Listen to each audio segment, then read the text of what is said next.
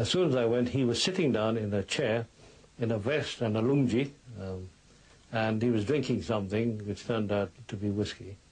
And as I went in there with my pistol, which would never have fired because it was so full of mud, having gone through very muddy water, he said, "What the hell are you doing here?" And I said, "We are raiding your house." Usaw and the gunmen were arrested. They all denied everything, but the following day the police dragged hundreds of automatic weapons from the lake beside his house. The police now began to investigate British officials with whom Usaw had been friendly. A military intelligence officer had actually telephoned Usaw during the assassination. Because of some fluke on the telephone radio service, the whole conversation came over in the mess on the radio when everybody was there for elevenses. So when half an hour later they knew that there'd been the assassinations had just taken place and that Usaw was heavily under suspicion, there was somebody else under suspicion as well, and that was me. But that fortunately went away. But evidence did begin to emerge of serious connivance by other British Army officers. A month earlier, a large consignment of Bren guns, enough for a small army, had been stolen from the Rangoon Ordnance Depot. The guns were taken by means of a forged authorization note. Some weeks later, 100,000 rounds of ammunition were stolen. Many of these guns and bullets were later found near Usaw's house, apparently part of a planned seizure of power. A British Army officer, Captain David Vivian, attached to the Burma police, was eventually found to have arranged the arms theft.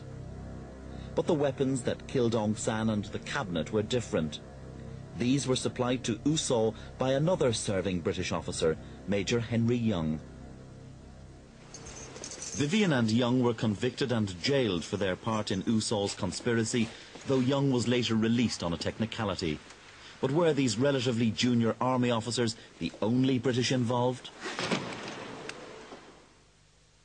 One of Aung San's closest surviving colleagues is Brigadier Chaw Zaw. He defected to the Burmese Communist Party in the 1970s and is one of the current military regime's greatest enemies. He now lives in exile in China and isn't allowed to meet foreigners, so one day I phoned him at his house. Can I ask you, who do you think killed Aung San? Yeah, who really killed Aung San was British government. It was their plot. Why do you say that?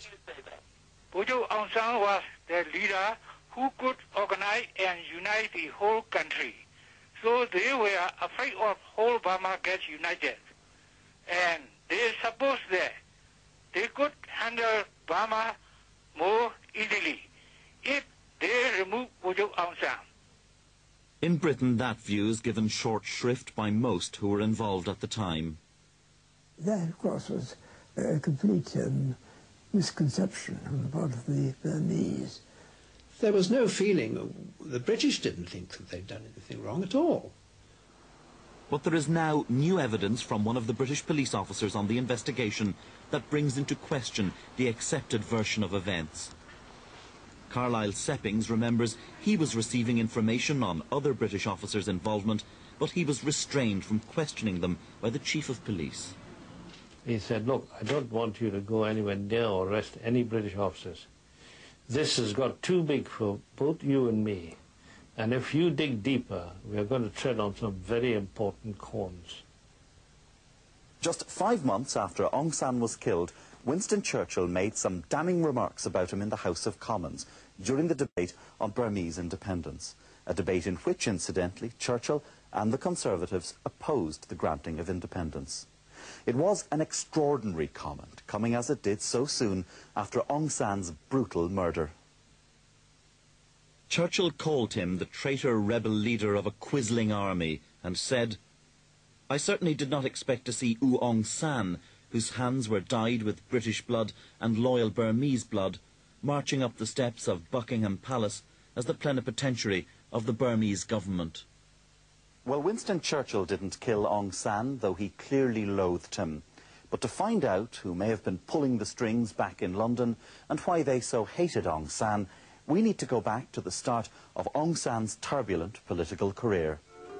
When Aung San came to study at Rangoon University in 1932, Burma had been fully conquered by Britain for not quite 50 years.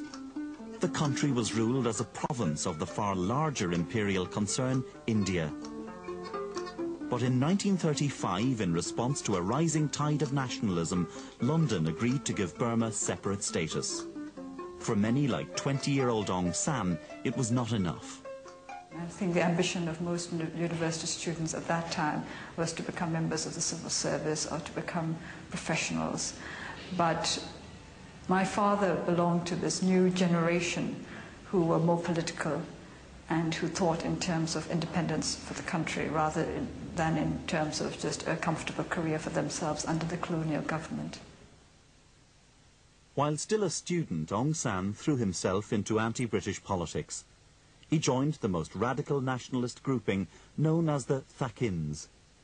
The Thakin organization was formed because in those days, British authorities liked to be addressed as Thakins, masters, by their subordinates. So all these Thakin leaders claimed that we are the masters of our country, so you are not masters. The Thakins led strikes and demonstrations all over Burma, but as World War II approached, they were still no closer to achieving independence.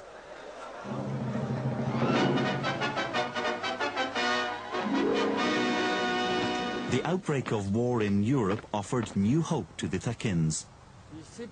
When the war broke out, we Thakins decided not to cooperate with the British. Our slogan was, Britain's misfortune is Burma's opportunity. Aung San and the other leading Thakins immediately became Burma's most wanted men. Soon most of the Thakins were behind bars. So Aung San and a fellow activist decided to escape from Burma. They stowed away on a boat bound for China and hoped to get support for their wild plans of a war of independence from Mao Zedong's Communist Party. But fate was to deal a different hand. The Japanese had been interested in Burma for some time due to their war with China.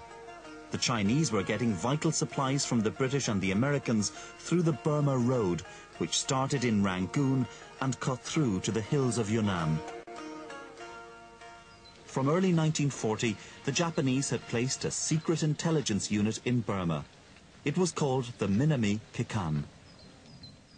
The role of the Minami Kikan was to cut the Burma Road from Rangoon to Yunnan, and to do this by supporting the Burmese independence movement. Aung San and his friend were duly picked up by Japanese agents after their ship docked and taken to Tokyo. There they planned an uprising against the British. The Japanese would support it, but first Aung San would have to find recruits for a secret army. Over the next few months, Japanese agents smuggled the recruits out of Rangoon harbour, but it wasn't easy. The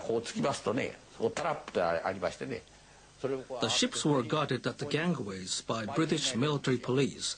I realized if we could get past them, we'd be all right. We would start fights and commotions in the town. Then we would smuggle them one by one. In all, 30 Burmese Thakins were smuggled to the Japanese island of Hainan, where they were trained in strict secrecy.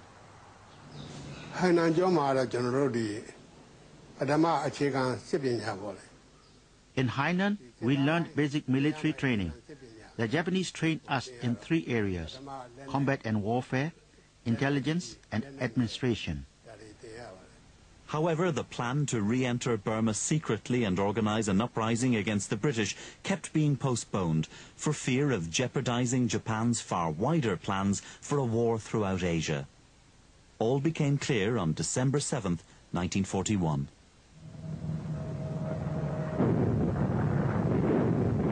After Pearl Harbor, the plan